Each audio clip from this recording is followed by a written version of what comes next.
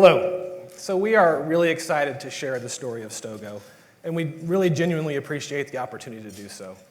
As a little bit of history, Heather and I have a combined 40 years of experience working in healthcare, with most of that coming from hospitals.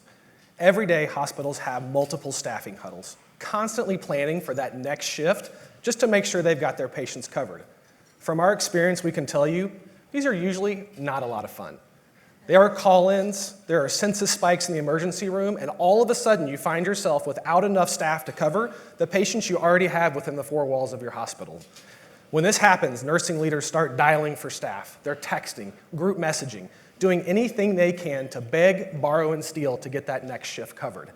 As you can imagine, this is a really frustrating and inefficient process, and we have seen untold number of staffing huddles that end in frustration, arguments, and sometimes even tears.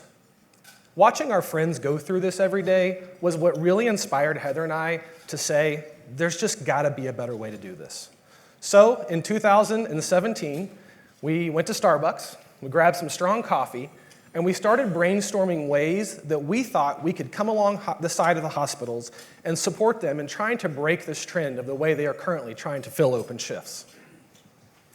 Of course, at our brainstorming session, Patrick didn't bring any papers, so we used the next best thing. As you can see up here, our note-taking tool, a Starbucks wrapper. And if you look on the far side in the bottom, there's a little tear there because he had spit his gum out. And so, yeah, very true. Good memory.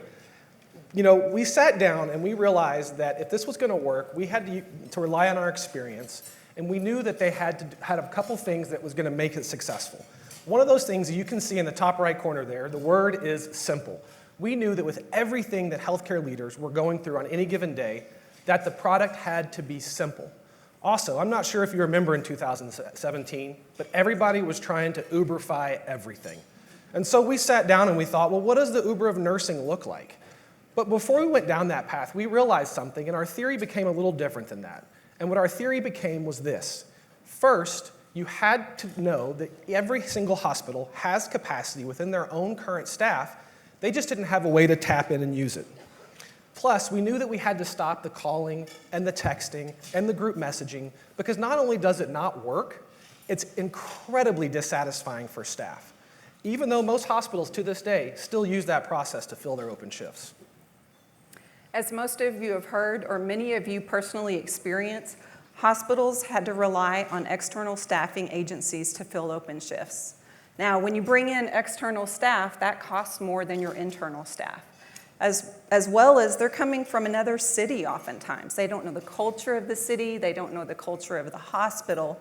And so we knew that before we were going to go and try Uber for nursing, we had to help the hospitals fill shifts with their staff first. We had to align with them, and we had to support them and focus on internal versus external.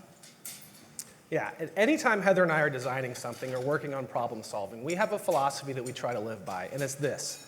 You fall in love with the problem and not the solution. And so what that meant to us was this. We didn't care what it looked like. We didn't care how many times we failed, as long as at the end of the day, the product worked for our leaders and friends. So knowing that we have this philosophy at the core of what we do, and that we were going to focus on the internal piece, Heather and I started spending a lot of time in nursing break rooms, really trying to understand the behaviors that were present when staff were deciding whether or not they were going to help out and pick up an extra shift.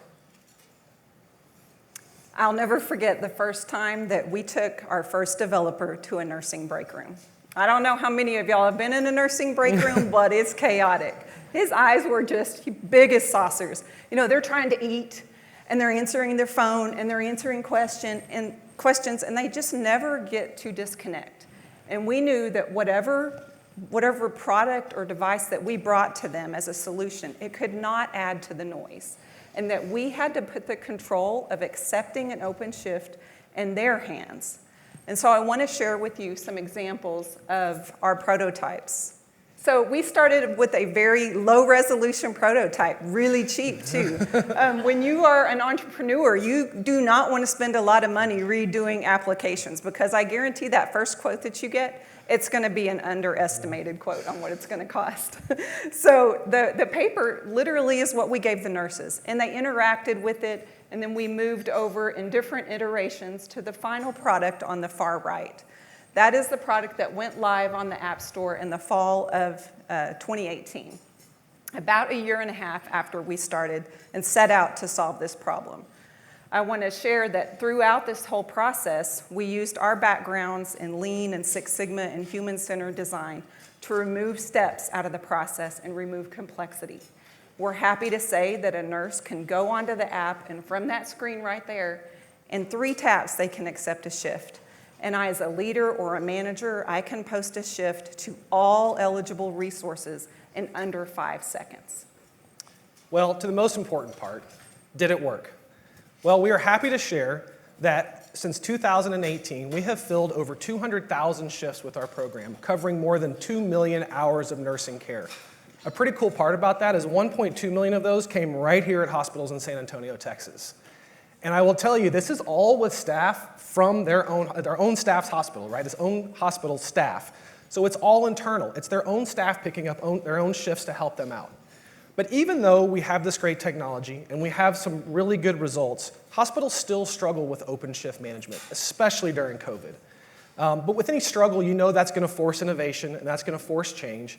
And during the height of COVID, we were able to multiple times come up with different ways to connect staff and hospitals, really in ways that we had never envisioned at the very beginning of designing the product. Just to share one example with you, we connected a nursing school with a hospital of one of our clients, and they activated the nursing students to serve as task support for the nurses out on the units. The nurses loved this. It was huge. It let them breathe a little bit. And that was all accomplished within hours of the request. Literally 3 hours from the request, we had shifts getting filled on the unit. So we know that there's going to be times that hospitals have to go external. And we knew that we had to help them work from the inside out and then go and get resources, whether it is an external RN or it's an external nurse student that you're in a crisis. And so we started on the development of what we're saying Uber for nursing, but what we call Stogo Flex. And Stogo Flex allows you to connect with local market resources that are available. They want to pick up open shifts, but they don't necessarily want to work full-time or on a part-time basis, but just occasionally. Plus, in keeping with our simple is best philosophy, we like the fact that now the hospitals can access all available staff, all from one easy application, as opposed to having to go to multiple places to cobble together staff to take care of their patients. At the end of the day, the hospital staffing crisis is not going to get easier. So we in healthcare have to be creative, we have to be flexible, and one thing that we have learned and that we are trying to help hospitals understand is that you're going to have to go away from the model of one person equals one full-time employee. And you're going to have to change that model a little bit and understand that sometimes it's going to take multiple people to fill that one-time full-time employee's spot. But it's okay, because all the time we're doing this, we're remembering the thing that we always hold dear, which is this: every single shift matters. One thing that we know about hospitals is they have a can-do attitude. They are going to make it happen no matter what. But there is this philosophy when it comes to filling open shifts that they're like, we've just always done it like this. We're just going to get by. But we know at Stogo that that's not how it has to be. There is a more efficient and a more cost-effective way to do this. Our motto at Stogo is don't get by, get better. Thank you for letting us share our story.